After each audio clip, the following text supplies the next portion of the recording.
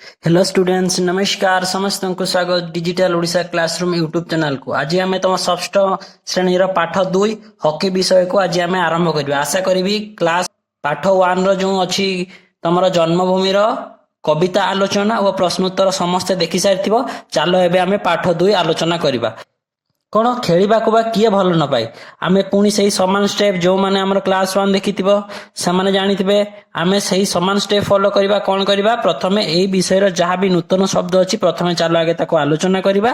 तापरे आमे कौन विषयटी को बुझिबारे लागिबा, देले आमे सहजरे एई विषयर अर्थबोध करि परिबा। चलो आमे प्रथमे नूतन शब्द आलोचना करिबा। प्रसंगर जहाँ भी नूतन शब्द अच्छी ताकू मोटे लिस्ट कर देछि। समस्त वीडियो को स्टॉप करिबा, पॉज करी लेखिनियो, तापरे आमे आलोचना करिबा। प्रथमटी कोन कर्मठ। कर्मठ माने कोन परिश्रमी बा कार्यक्रम। तापरे कोन अछि बलिष्ठ। बलिष्ठ माने कोन शक्तिशाली। तापरे कोन अछि स्वेद। स्वेद माने कोन झाळ। तापरे कोन अछि पिंग पोंग। एटा गोटे खेलर ना जो टेबल टेनिस तमे सुनिथिबो ताकू मध्य पिंग पोंग खेल बोली कुआ जाय। तापरे कोन अछि मोचन। मोचन माने कोन हैला दूर करिबा। तापरे कोन अछि चंचल। चंचल माने कोन शीघ्र। तापरे कोन अछि अमलिन। अमलिन माने कोन पुरुना हेबो नाही। समस्त बुझी पारलो। समस्त याकू जल्दी जल्दी निज निज खाता रे लेखि। खेलिबा को बा किए भल न पाए। किए बा खेलिबा को भल पाइनी। तो आमे माने समस्त तमे माने मध्य समस्त कोन खेलिबा को भल पाओ। जेमति तुम स्कूल ले शेष पीरियड खेल पीरियड तमे केते एक्साइटेड थाओ कि नै। कोन हिची खेलिबा को बा किए भल न पाए। तो कोन समस्त खेलिबा को बहुत भल पांती।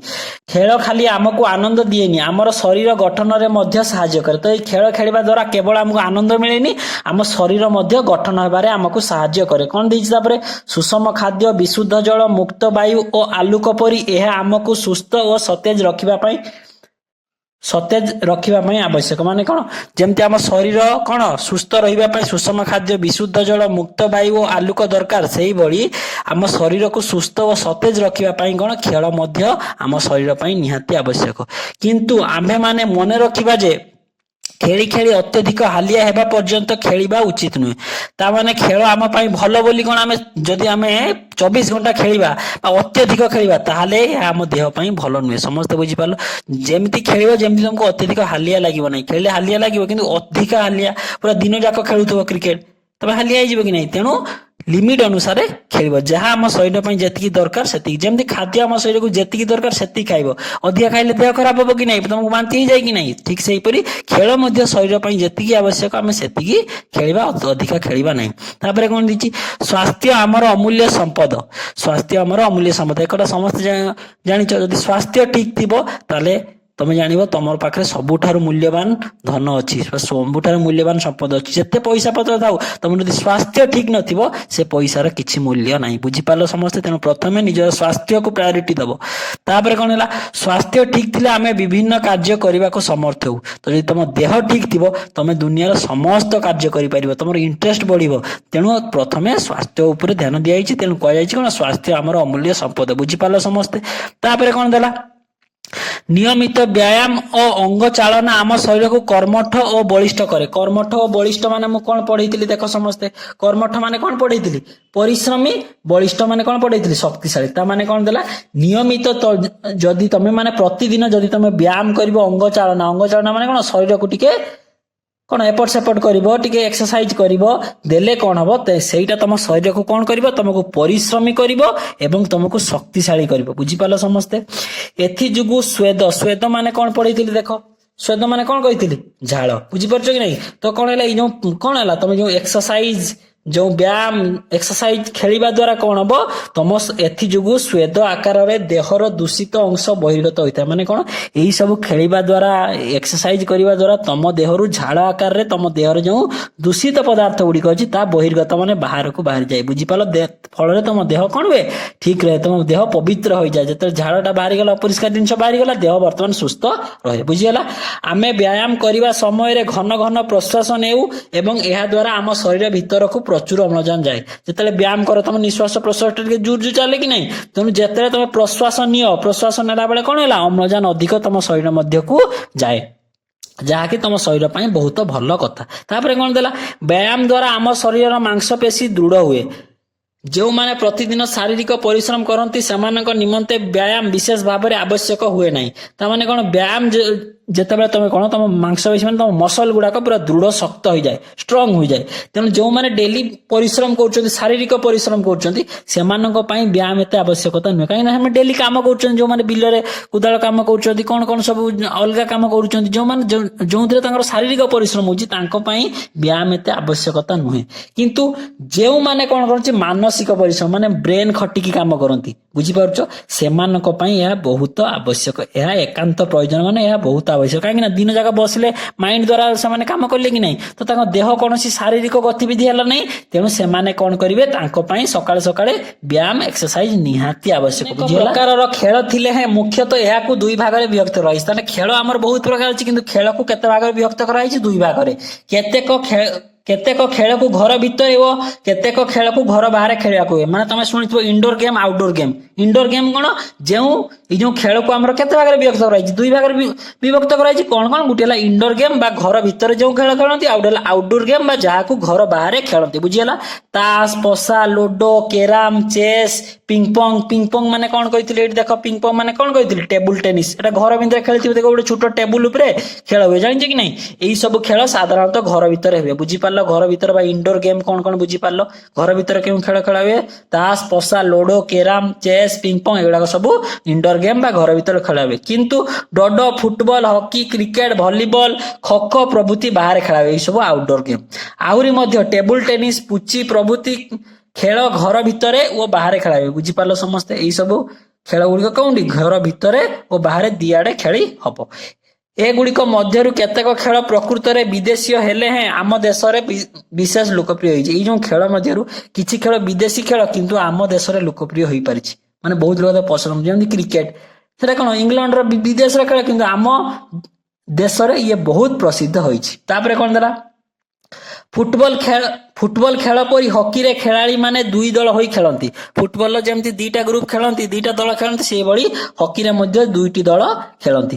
ପ୍ରତି ଦଳରେ 11 ଜଣ ଖେଳାଳି ରହନ୍ତି। ଯୋଉ କଣ ହେଲା, ଫୁଟବଲ ଖେଳ ପରି ହକିରେ କେତେ ଜଣ ହଉଛି ଆମର, କେତେଟା ଟିମ୍ ହେଲେ? ଦିଟା ଟିମ୍ ହେଲେ। ପ୍ରତି ଟିମରେ ବା ପ୍ରତି ଦଳରେ କେତେ ଜଣ? 11 ଜଣ ଲେଖା ଖେଳାଳି ରହିବେ। ବୁଝିହେଲା? ପ୍ରତ୍ୟେକଙ୍କ ହାତରେ କାଠ ତିଆରି ଗୋଟାଏ ପ୍ରକାରର ବାଡି ରହିଥାଏ। ଏଇ ଯୋଉ 11 ଜଣଙ୍କ ହାତରେ କାଠରେ ତିଆରି ଗୋଟେ ବାଡି ରହିଥାଏ। କେମିତି ବାଡି? ଏହି ବାଡିକୁ ହକି ଷ୍ଟିକ୍ ବୋଲି କୁହାଯାଏ। ବୁଝିପାରିଲ? ସମସ୍ତଙ୍କ ହାତରେ 11 ଜଣ ପ୍ଲେୟରଙ୍କ ହାତରେ ଗୋଟେ ଗୋଟେ ହକି ଷ୍ଟିକ୍ ଥାଏ। ଏହି ବାଡି ବା ଷ୍ଟିକ୍ ର ଅଗ୍ରଭାଗ କିପରି ଚେପ୍ଟା ଓ ବଙ୍କା। ଦେଖିଥିବ କି ନାଇଁ? ହକି ବାଡି ସିଧା ଥିବ, ତା ଅଗ୍ରଭାଗଟା ଟିକେ ଚେପ୍ଟା ଓ ବଙ୍କା।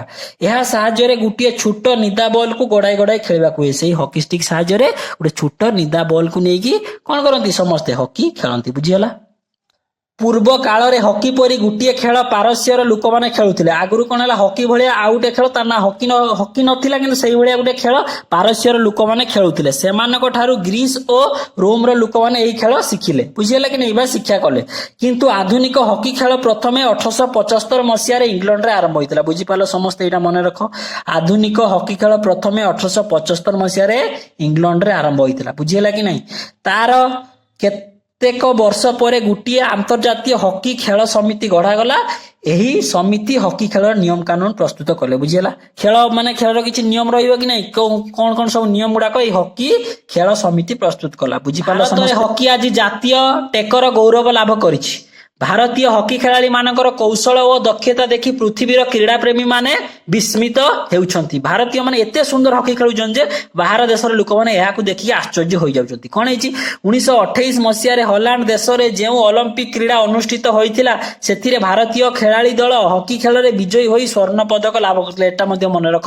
1928 ମସିହାରେ ହଲାଣ୍ଡ ଦେଶରେ ଯୋଉ ଆମର ଅଲିମ୍ପିକ ଖେଳ ହେଇଥିଲା, ସେଥିରେ କଣ ହେଲା, ଭାରତୀୟ ଖେଳାଳି ଦଳ, ଭାରତୀୟ ଟିମ୍, ଇଣ୍ଡିଆନ ଟିମ୍ କଣ କରିଥିଲା, କଣ ନମ୍ବର 1 ରହିକି ଗୋଲ୍ଡ ମେଡାଲ ବା ସ୍ୱର୍ଣ୍ଣ ପଦକ ଲାଭ କରିଥିଲା। ବୁଝିପାରିଲ? ଏହାପରେ କ୍ରମାଗତ 5ଟି ଅଲିମ୍ପିକ କ୍ରୀଡାରେ ଭାରତ ହକିରେ ଶୀର୍ଷ ସ୍ଥାନ ଅଧିକାର କରିଥିଲା। ବୁଝିହେଲା? ତାପରେ କଣ ହେଲା, 1964 ମସିହାରେ ଟୋକିଓ ଠାରେ ଅନୁଷ୍ଠିତ ଅଲିମ୍ପିକ କ୍ରୀଡା ପ୍ରତିଯୋଗିତାରେ ମଧ୍ୟ ଭାରତ ହକି ଖେଳରେ ବିଜୟ ଲାଭ କରି ତାର ପୂର୍ବ ଗୌରବ ଅକ୍ଷୁଣ୍ଣ କରିଥିଲା।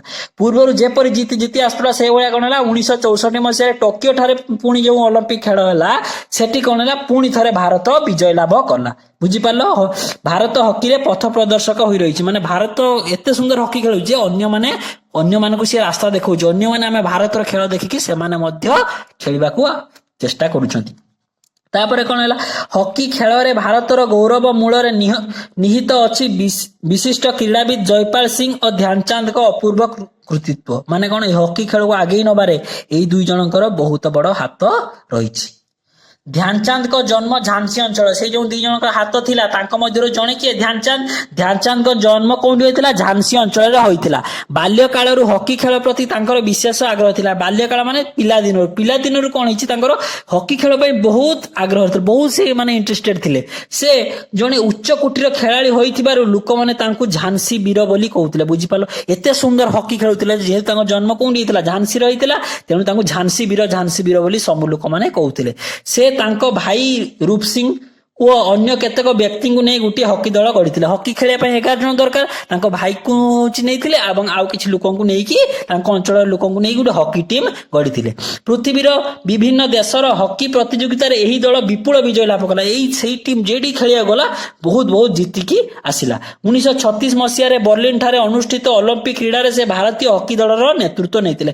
1936 ମସିହାରେ ଯେତେବେଳେ ଅଲିମ୍ପିକ କ୍ରୀଡ଼ା ହେଲା ବର୍ଲିନ ଠାରେ, ସିଏ ସେତେବେଳେ କଣ ହେଲା, ଇଣ୍ଡିଆନ ହକି ଟିମ୍ର କ୍ୟାପ୍ଟେନ୍ ହେଇଥିଲେ। ନେତୃତ୍ୱ ନେଇଥିଲା ମାନେ କ୍ୟାପ୍ଟେନ୍ ହେଇଥିଲେ। ବୁଝିପାରିଲ ସମସ୍ତେ। ସେଠାରେ ସେ ଯୋଉ ଚମକପ୍ରଦ ଖେଳ ଖେଳିଥିଲେ, ତାହା ଦେଖି ଦର୍ଶକ ବୃନ୍ଦ ତାଙ୍କୁ ଏକ ସ୍ୱରରେ ହକି ଖେଳର ଯାଦୁକର ବୋଲି ଆଖ୍ୟା ଦେଇଥିଲେ। ବୁଝିପାରିଲ କାହିଁକି ତାଙ୍କୁ ହକି ଖେଳର ଯାଦୁକର କୁହାଯାଏ। ସେ ଯୋଉ ବର୍ଲିନ ଠାରେ ଅଲିମ୍ପିକ କ୍ରୀଡ଼ା ଅନୁଷ୍ଠିତ ହୋଇଥିଲା 1936 ମସିହାରେ, ସେଠି ସେ ଯୋଉ କ୍ୟାପ୍ଟେନ୍ ହେଇକି ଯାଇଥିଲେ, ଏତେ ସୁନ୍ଦର ସେ ସେଠି ଖେଳ ଖେଳିଲେ। ସେ ଖେଳ ଦେଖି ସବୁ ଦର୍ଶକ ଆଶ୍ଚର୍ଯ୍ୟ ହେଇକି ତାଙ୍କୁ ହକି ଖେଳର ଯାଦୁକର ବୋଲି କହିଲେ। ତାଙ୍କର ଅସାଧାରଣ କ୍ରୀଡ଼ା ନୈପୁଣ୍ୟ ଦେଖି ଲୋକମାନେ ସନ୍ଦେହ କଲେ ଯେ ସେ କୁହୁକ ବାଡ଼ି ବ୍ୟବହାର କରୁଛନ୍ତି କିମ୍ବା ସେଥିରେ କୌଣସି ଅଠା ଲଗେଇଛନ୍ତି। ସେ ଏତେ ସୁନ୍ଦର ଖେଳ ଖେଳିଲେ ଯେ ସେ ବାଡ଼ିର ପୁରା ବଲକୁ ଏତେ ସୁନ୍ଦର ଟାଣିକି ନେଇଗଲେ। ସମସ୍ତେ ଭାବିଲେ କଣ, ଯେ ଇଏ ବାଡ଼ିର କିଛି ଗୋଟେ ମ୍ୟାଜିକ ହେଇଛି, ଗୋଟେ ଯାଦୁ ହେଇକି ଯାଇଛି, କିମ୍ବା ସେ ବାଡ଼ିରେ ବୋଧେ ଅଠା ଲଗେଇ ଦେଇଛନ୍ତି। ଫଳରେ କଣ ହେଇଛି, ବଲଟା ତାଙ୍କ ବାଡ଼ିର ଖୋଲିକି ଯାଉନି, ତେଣୁ ସେ ଜିତି ଯାଉଛନ୍ତି। ସବୁ ଲୋକ ଏମିତି ଡାଉଟ୍ କଲେ, ମନରେ ସନ୍ଦେହ କଲେ ବା ଡାଉଟ୍ କଲେ। ଲୋକଙ୍କର ଏହି ସନ୍ଦେହ ମୁଚନ ମାନେ ମୁଁ କଣ ପଢେଇଥିଲି ମନେ ପକାଅ। ମୁଚନ ମାନେ ଏଇଠି ଦେଖ, ମୁଚନ ମାନେ ଦୂର କରିବା। ଲୋକମାନେ ଏଇ ଯୋଉ ସନ୍ଦେହ କରୁଥିଲେ, ଏଇ ସନ୍ଦେହକୁ ଦୂର କରିବା ପାଇଁ ସେ କଣ କଲେ, ତାଙ୍କୁ 2-3 ଥର ହକି ଷ୍ଟିକକୁ ପରିବର୍ତ୍ତନ କରିବାକୁ ହୋଇଥିଲା। ବୁଝିପାରିଲ, ସମସ୍ତେ ଡାଉଟ୍ କଲେ କୁଆଡେ ଇଏ ହକିକୁ ମ୍ୟାଜିକ ବାଡି କରିକି ନେଇକି ଯାଇଛି ପରା, କିମ୍ବା ଏଥିରେ ଅଠା ଲଗେଇଛି ପରା। ତେଣୁ ସେ କଲେ ଖେଳ ମଝିରେ 2-3 ଥର ତାଙ୍କୁ ବାଡି ମଧ୍ୟ ଚେଞ୍ଜ କରିବାକୁ ପଡିଛି। ବୁଝିପାରିଲ, ହକି ଖେଳିଲା ବେଳେ ହକି ବଲର ଚଞ୍ଚଳ ଗତି ସହିତ ସତେ ଯେପରି ଧ୍ୟାନଚାନ୍ଦଙ୍କର ସମୁଦାୟ ଶରୀର ତାଳ ଦେଇ ଚାଲିଥାଏ। ମାନେ ହକି ବାଡିରେ ବଲଟାକୁ ନେଇକି ସେ ଏମିତି ମାନେ ବାଲାନ୍ସ କରିକି ଚାଲି ଯାଇଥାନ୍ତି। ସମସ୍ତେ ଆଶ୍ଚର୍ଯ୍ୟ ହୋଇଯାଇଥାନ୍ତି। ହକି ତାଙ୍କ ପକ୍ଷରେ କେବଳ ଗୋଟିଏ ଖେଳ କହିଲେ ଠିକ ହେବ ନାହିଁ, ଏହା ତାଙ୍କର ଜୀବନ ଓ ଏକମାତ୍ର ଆମୋଦ ଥିଲା। ମାନେ ଏଇଟା କେବଳ ଖେଳ କହିଲେ ତାଙ୍କ ପାଇଁ ହବନି, ଏଇଟା ହକି ଖେଳ ତାଙ୍କ ଜୀବନ ଥିଲା ଏବଂ ତାଙ୍କ ଆମୋଦ ମାନେ ଖୁସି, ତାଙ୍କ ଜୀବନର ଗୋଟିଏ ମାତ୍ର ଖୁସି ଥିଲା ହକି ଖେଳ। ଧ୍ୟାନଚାନ୍ଦଙ୍କର ଖେଳ ଦେଖି ଦର୍ଶକ ମାନେ ବିସ୍ମିତ ହୋଇଯାଆନ୍ତି, ସତମୁଖରେ ତାଙ୍କର ପ୍ରଶଂସା ଖେଳିଯାଏ। ଏଇ ଧ୍ୟାନଚାନ୍ଦଙ୍କର ଖେଳ ଦେଖିକି ଲୋକମାନେ କଣ ହୁଅନ୍ତି, ପୁରା ବିସ୍ମିତ ମାନେ ଆଶ୍ଚର୍ଯ୍ୟ ହୋଇଯାଆନ୍ତି। ସତମୁଖରେ ଶହ ଲୋକଙ୍କ ମୁହଁରେ ତାଙ୍କର ପ୍ରଶଂସା, ସେମାନେ ଆଙ୍କ ଖେଳର ପ୍ରଶଂସା କରନ୍ତି। ସେ ଏଡେ ପ୍ରସିଦ୍ଧି ଅର୍ଜନ କରିଥିଲେ ମଧ୍ୟ ତାଙ୍କ ମନରେ ତିଳେ ହେଲେ ଗର୍ବ ନଥିଲା। ମାନେ ଏତେ ସାଧାରଣ ଲୋକ ସିଏ ଥିଲେ, ଏତେ ବଡ ଖେଳାଳି ହୋଇକି ମଧ୍ୟ, ଅଲିମ୍ପିକ ଖେଳିକି ମଧ୍ୟ ତାଙ୍କ ମନରେ ଟିକେ ମଧ୍ୟ ଗର୍ବ ନଥିଲା। ଯେ ତାଙ୍କ ସଂସ୍ପର୍ଶରେ ଆସୁଥିଲେ ତାଙ୍କର ସରଳ ଓ ନିଡ଼ାମ୍ବର ସ୍ୱଭାବରେ ମୁଗ୍ଧ ହଉଥିଲେ। ଯିଏ ବି ତାଙ୍କ ସହିତ କଥା ହଉଥିଲେ, ତାଙ୍କ ସହିତ ସିଏ ଏତେ ସରଳ, ଏତେ ସୁନ୍ଦର ଲୋକ ଦେଖି ସେ ଲୋକମାନେ ସମସ୍ତେ କଣ, ତାଙ୍କ ବ୍ୟବହାରରେ ଆଶ୍ଚର୍ଯ୍ୟ ହୋଇଯାଉଥିଲେ। ଯେ ଏତେ ସାଧାରଣ ଲୋକ କିପରି ହେଇପାରେ, ଯେ ଏତେ ବଡ ସଫଳତା ଅର୍ଜନ କରିଛି, ସେ ଏତେ ସିମ୍ପଲ, ଏତେ ସରଳ ଜୀବନଯାପନ ତାଙ୍କର କିପରି ହେଇପାରେ, ଲୋକ ଏହା ଦେଖି ଆଶ୍ଚର୍ଯ୍ୟ ହୋଇଯାଉଥିଲେ। ପ୍ରକୃତରେ କହିବାକୁ ଗଲେ ଧ୍ୟାନଚାନ୍ଦ ହିଁ ଆମ କ୍ରୀଡ଼ା ଜଗତର ଏକ ଅମଳିନ ପ୍ରତିଭା। ଅମଳିନ ମାନେ କଣ କହିଥିଲେ ଦେଖ, ପୁରୁଣା ହେବ ନାହିଁ, ଏଠି ଲେଖା ହେଇଛି କି ନାଇଁ। ତ କଣ, ଧ୍ୟାନଚାନ୍ଦ ହେଲେ ଆମ ଖେଳ ଜଗତର ଅମଳିନ, ମାନେ ତାଙ୍କ ପ୍ରତିଭା ଏତେ ଭଲ ଥିଲା ଯେ ଯେତେ ଭଲ ଆଉ ଯେତେ ଖେଳାଳି ଆସନ୍ତୁ, ତାଙ୍କ ଖେଳ କେବେ ବି ପୁରୁଣା ହବ ନାହିଁ। ସବୁଦିନ ଯେବେ ବି ତାଙ୍କ ଖେଳ ଆମେ ଦେଖିବା ଆମକୁ ନୂଆ ଭଳିଆ ଲାଗିବ। ଅମଳିନ ହବ ନାହିଁ ମାନେ କେବେ ବି ପୁରୁଣା ହବ ନାହିଁ, ତାଙ୍କ ନାଁ ପୁରୁଣା ହବନି କି ତାଙ୍କ ଖେଳ ପୁରୁଣା ହବନି। ବୁଝିହେଲା। ତାଙ୍କର ଆଦର୍ଶ ଭାରତୀୟ ଖେଳାଳି ମାନଙ୍କୁ ଅନୁପ୍ରାଣିତ କରିଛି। ତାଙ୍କର ସଂଗଠନ ଓ ଉଦ୍ୟମ ଫଳରେ ହକି ଭାରତର ମୁଖ୍ୟ ଖେଳରେ ପରିଣତ ହୋଇପାରିଛି। ତାଙ୍କର ଯୋଉ ସଂଗଠନ ରହିଛି, ସେ ଏତେ ଥର ଅଲିମ୍ପିକକୁ ନେଇକି ଯାଇ ଗଲେ ଏବଂ ଏତେ ଭଲ ଖେଳିଲେ ବୋଲି ଏହା ଭାରତର ଗୋଟେ ମୁଖ୍ୟ ଖେଳରେ ପରିଣତ ହୋଇପାରିଛି। ତାପରେ କଣ ହେଲା, ପୃଥିବୀରେ ଆହୁରି କେତୋଟି ଦେଶ ଏହି ଖେଳ ପ୍ରତି ଆକୃଷ୍ଟ ହୋଇ ଏଥିରେ ପାରଙ୍ଗମ ହୋଇ ଉଠିଲେଣି। ତାଙ୍କ ଖେଳ ଦେଖିକି ଅନ୍ୟ ଦେଶମାନେ ମଧ୍ୟ ଏହି ଖେଳକୁ ବହୁତ ଭଲ ପାଇଲେଣି ଏବଂ ଏଥିରେ ନିଜର ସଫଳତା ହାସଲ କଲେଣି ଧୀରେ ଧୀରେ। ସେମାନଙ୍କ ମଧ୍ୟରେ ଆମକୁ ଦେଖିକି ଆଉ କୋଉ ଦେଶ ହକି ଖେଳିବାରେ ଲାଗିଛନ୍ତି? ପାକିସ୍ତାନ, ପଶ୍ଚିମ ଜର୍ମାନୀ, ହଲାଣ୍ଡ, ସ୍ପେନ, ଅଷ୍ଟ୍ରେଲିଆ ଓ ନ୍ୟୁଜିଲାଣ୍ଡ ଏମାନେ ସବୁ ହକି ଖେଳିବା ଆରମ୍ଭ କଲେଣି। ବୁଝିହେଲା। 1975 ଅନୁଷ୍ଠିତ ବିଶ୍ୱ ହକି ପ୍ରତିଯୋଗିତାରେ ଭାରତ ବିଜୟୀ ହୋଇ ହକି କପ୍ ହାସଲ କରିଥିଲା। ବୁଝିପାରିଲ। ଆଉ କେବେ ହକି କପ୍ ଆମର ଜିତିଥିଲା? ଏହି ପ୍ରତିଯୋଗିତାରେ ଯୋଗ ଦେଇଥିବା ଖେଳାଳି ମାନଙ୍କ ମଧ୍ୟରେ ଓଡ଼ିଶା ଖେଳାଳି ମାଇକେଲ କିଣ୍ଡ ଦକ୍ଷତାର ସହ ଖେଳି ସମସ୍ତଙ୍କୁ ଚମତ୍କୃତ କରିଥିଲେ। ବୁଝିହେଲା। ଏଇ ଯୋଉ ଏଇଠି ଖେଳ ହେଇଥିଲା 1975 ମସିହାରେ, ଏଇ ଯୋଉ ଓଡ଼ିଶାର ଜଣେ ପ୍ଲେୟାର ଥିଲେ, ଓଡ଼ିଶାର ଜଣେ ଖେଳାଳି ଥିଲେ କିଏ? ମାଇକେଲ କିଣ୍ଡ। ସେ ଏତେ ସୁନ୍ଦର ଖେଳିଲେ ଯେ ସମସ୍ତେ କଣ ଆଶ୍ଚର୍ଯ୍ୟ ହେଇଗଲେ। ହକି ସୁନ୍ଦରଗଡ଼ ଆଦିବାସୀ ମାନଙ୍କର ଏକ ପ୍ରିୟ ଖେଳ। ଆମ ଓଡ଼ିଶାର ସୁନ୍ଦରଗଡ଼ ଜିଲ୍ଲାର ଆଦିବାସୀ ମାନଙ୍କର ପ୍ରିୟ ଖେଳ କଣ? ହକି। ସେମାନଙ୍କ ଖେଳ ଦେଖିଲେ ମନେ ହେବ ସତେ ଯେପରି ତାହା ସେମାନଙ୍କର ସହଜାତ। ମାନେ ସେମାନେ ଏତେ ସୁନ୍ଦର ଖେଳନ୍ତି, ତାକୁ ଦେଖିଲେ ଆମକୁ ଜଣାପଡେ ଯେମିତି ସେମାନେ ଜନ୍ମରୁ ମା ପେଟରୁ ଖେଳ ଶିଖି ଆସିଛନ୍ତି। ବୁଝିହେଲା। ଏଇଠି ତମ ବିଷୟ ସମାପ୍ତ ହେଲା। ଆଶା କରେ ସମସ୍ତେ ବୁଝିପାରିଥିବ। ଯୋଉମାନେ ଜନ୍ମଭୂମି ଆଦି ବିଷୟ ଦେଖିନ, ତାର ପ୍ରଶ୍ନୋତ୍ତର ଓ କବିତାର ଆଲୋଚନା ଜଲ୍ଦି ଯାଇକି ଦେଖିଦିଅ। ଏବଂ এই ভিডিওর পরবর্তী ভিডিওরে এর প্রশ্ন উত্তর কার্যক্রম আসিଯିବ। ତମ ମାନେ ସମସ୍ତେ କଣ କର, ଯଦି ଭିଡିଓଟି ଭଲ ଲାଗିଲା ସମସ୍ତେ ଲାଇକ୍ କର ଏବଂ ଡିଜିଟାଲ ଓଡ଼ିଶା କ୍ଲାସରୁମ୍ ଚ୍ୟାନେଲକୁ ସବସ୍କ୍ରାଇବ କର। ସମସ୍ତଙ୍କୁ ଗୋଟେ ଇନଫର୍ମେସନ ଦେବାର ଥିଲା କଣ, ଏଇ ଡିଜିଟାଲ ଓଡ଼ିଶା କ୍ଲାସରୁମ୍ ୟୁଟ୍ୟୁବ ଚ୍ୟାନେଲକୁ ସର୍ଚ୍ଚ କରିବ। ସର୍ଚ୍ଚ କଲା ପରେ ଚ୍ୟାନେଲ ଭିତରକୁ ଗଲା ପରେ ଦେଖିବ ଥିବ କଣ ଭିଡିଓଜ, ପ୍ଲେଲିଷ୍ଟ, ଆଉ ଗୋଟେ ଥିବ पोस्ट सेक्शन को गला परे कौन हम ता भितर देखियो तुम डेली होमवर्क दियाउछि। चार्टा ऑप्शन वाला थी तुम खाली से क्लिक कर दो। सब विभिन्न प्रश्न थी जमती तुमको प्रीवियस क्लास रे दुटा होमवर्क पचारि कौन देशर राजधानी नाम कौन, आम राज्यर राजधानी नाम कौन, ताकि अच्छी जाकि समस्ते क्लिक कर दियो एवं चैनल को समस्ते सब्सक्राइब करो। एवं हाँ आउ गोटे कथा, जो जन्मभूमि सरलार्थ तार उत्तरटा से भिडियो डिस्क्रिप्शन में अच्छी, समस्त चेक करदब। समस्त को बहुत बहुत धन्यवाद। Thank you.